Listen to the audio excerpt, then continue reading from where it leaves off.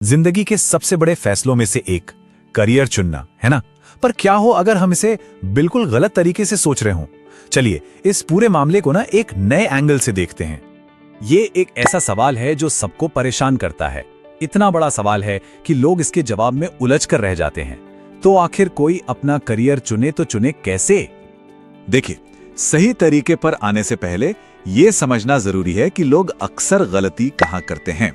तो पहले उन आम लेकिन बिल्कुल गलत तरीकों की बात करते हैं जिससे लोग अपना करियर चुनते हैं।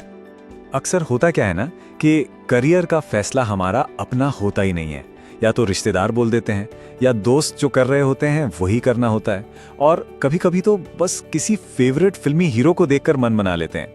मतलब ये फैसले अंदर से नहीं आते, बाहर के असर से आते हैं। और हाँ, कभी कभी तो पूरा मामला ईगो का बन जाता है।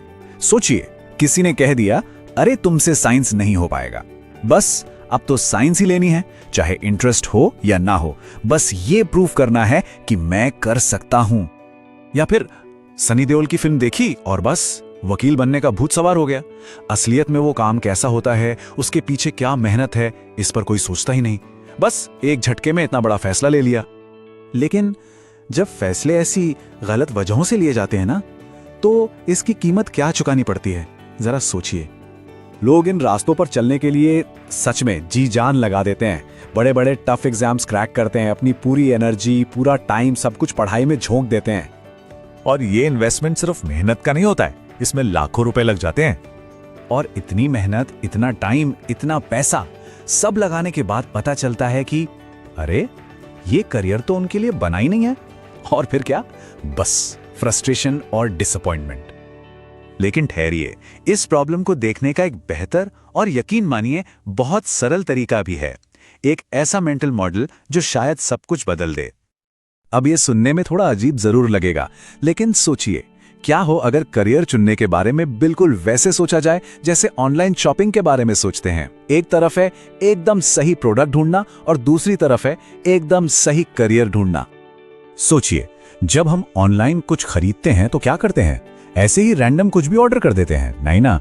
हम फिल्टर्स का इस्तेमाल करते हैं, ब्रांड कौन सा हो, प्राइस रेंज क्या हो, साइज क्या हो, ताकि हमें एकदम वही चीज मिले जो हमें चाहिए।